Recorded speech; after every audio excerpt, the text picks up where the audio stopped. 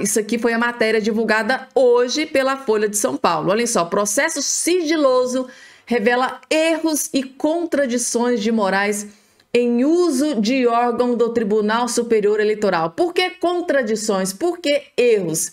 Eu vou trazer aqui informação para todos vocês. Olhem só, um processo em sigilo há quase 2 anos contra um ex-deputado estadual cujas redes foram bloqueadas por Alexandre de Moraes revela erros.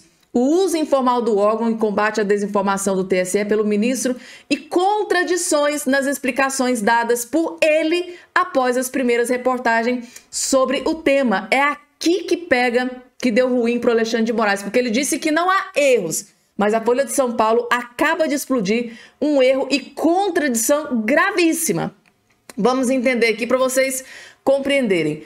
O caso mostra ainda que um pedido de apuração feito por Moraes por meio de um gabinete foi registrado oficialmente como uma denúncia anônima e expõe como o Tribunal Superior Eleitoral foi utilizado para abastecer inquéritos criminais em andamentos contra bolsonaristas. Ou seja, né? Eles disseram que foram denúncias anônimas. Como pode ser anônimo se foi a pedido do ministro do STF, Alexandre de Moraes? Então a contradição já começa por aqui.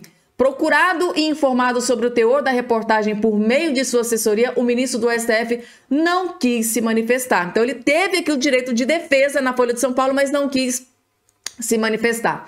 O caso teve origem em um sábado, dia 12 de novembro de 2022, após o fim das eleições. Segundo mensagens a que a Folha teve acesso, naquela noite houve um diálogo entre o braço direito de Moraes no STF, tá? O juiz Ayrton Vieira e o Eduardo Talhaferro, então chefe da Assessoria Especial de Enfrentamento à Desinformação do TSE.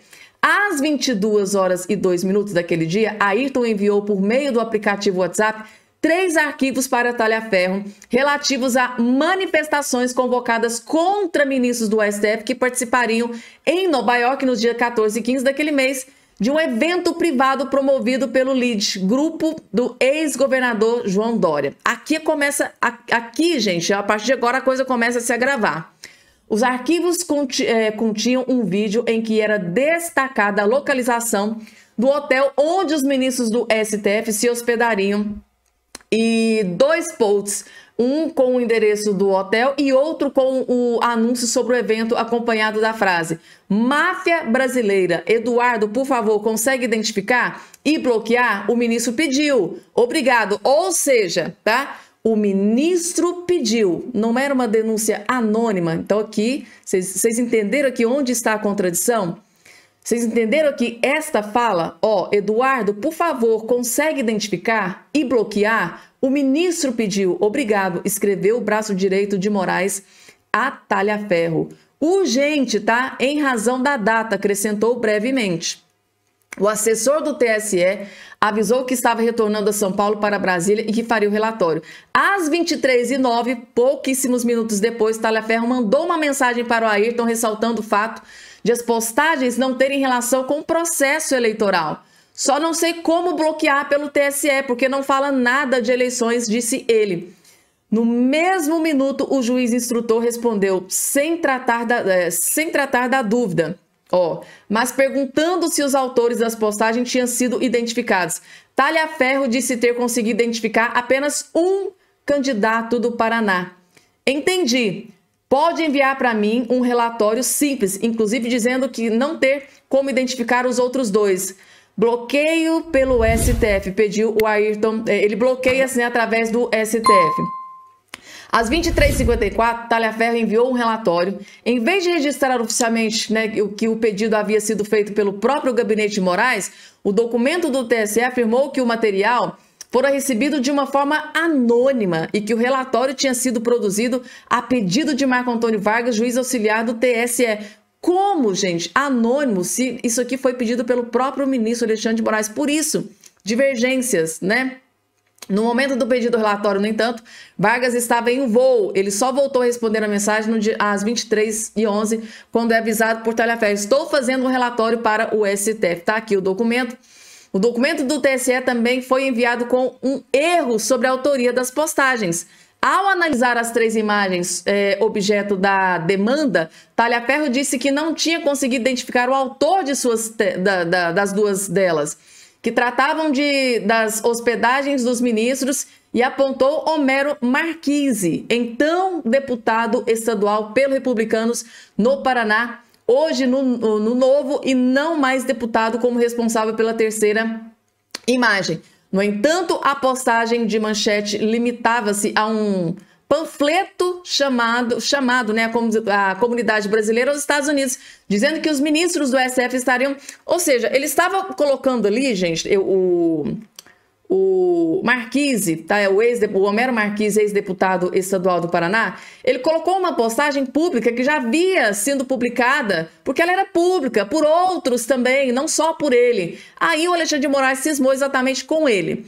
Aí, inclusive o Homero, ele fez um vídeo, gente, tá? Explicando tudo que aconteceu, ele tá aqui destruindo o Alexandre de Moraes, eu vou trazer esse vídeo daqui a pouquinho para vocês. Porque primeiro... Eu vou trazer aqui essa outra informação que foi divulgada aqui pelo portal de notícias UOL há poucos instantes. Olhem só, PF intima ex-assessor de Moraes e cunhado que entregou o celular à Polícia Federal. Nesse ponto aqui, gente, a gente tem a confirmação de que o ministro do STF, Alexandre de Moraes, está, assim, desesperado com todos esses escândalos. Um pior do que o outro sendo divulgado todos os dias pela Folha de São Paulo. Então, tipo assim, gente... o que é que pode ainda estar nesses 6 gigabytes que pode comprometer a figura do ministro do STF, então por isso esse desespero. E aí ele pediu para que a PF, né, intimasse os ex-assessores, né, o cunhado que entregou o celular à Polícia Federal. A Polícia Federal determinou nesta quarta-feira,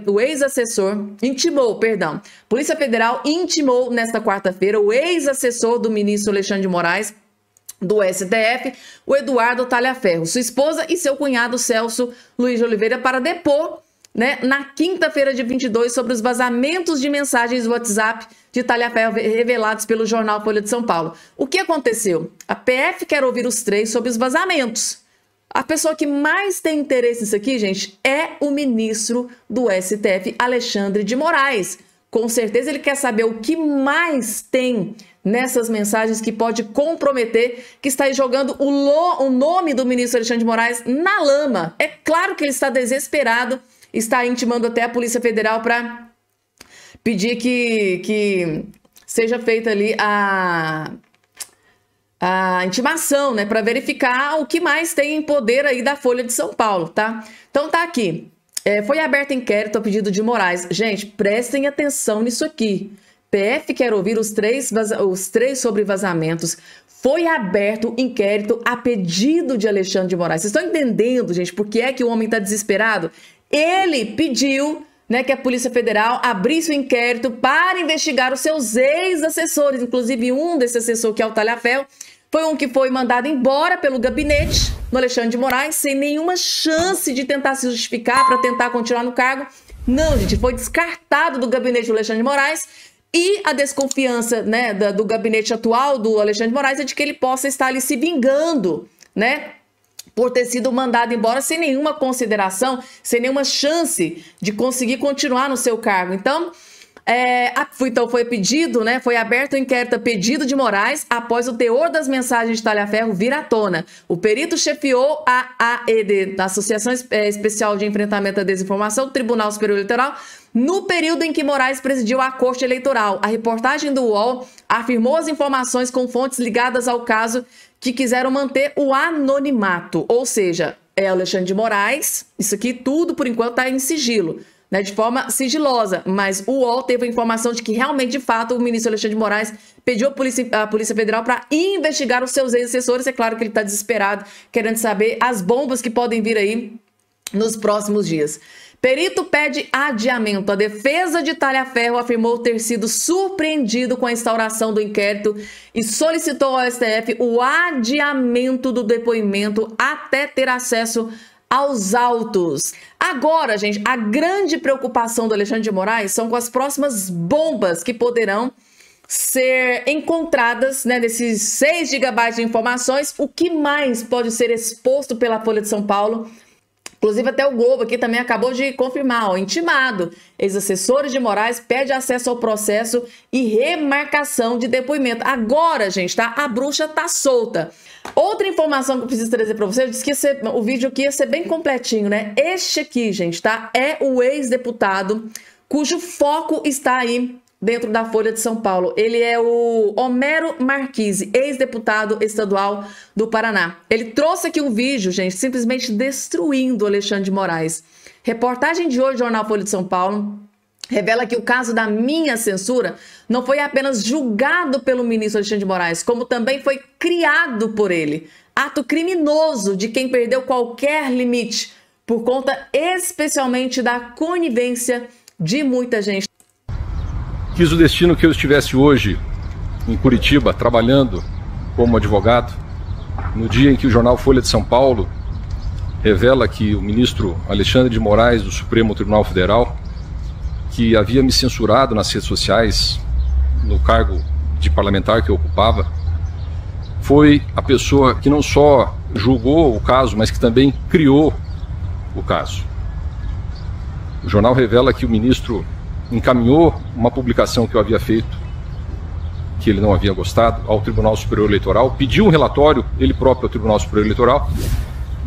Esse relatório voltou rapidamente para o gabinete do ministro, que em questão de horas, sem me avisar, prévia ou posteriormente da existência desse processo, removeu todas as minhas redes sociais do ar, me impedindo de trabalhar como parlamentar e de me manifestar como cidadão. Quis o destino que eu estivesse passando, inclusive, na frente da Faculdade de Direito em que eu estudei aqui em Curitiba, Federal do Paraná, na qual fiz a graduação por 5 anos, depois o mestrado por 2 anos, e na qual estudei os direitos constitucionais garantidos aos brasileiros, em especial contraditório, ampla defesa, o devido processo legal, totalmente sonegados a mim, assim como a milhares de brasileiros que sofreram restrições até piores do que a censura, como bloqueio de contas, desmonetização de atividade profissional, apreensão de passaporte, buscas e apreensões e, em muitos casos, prisões.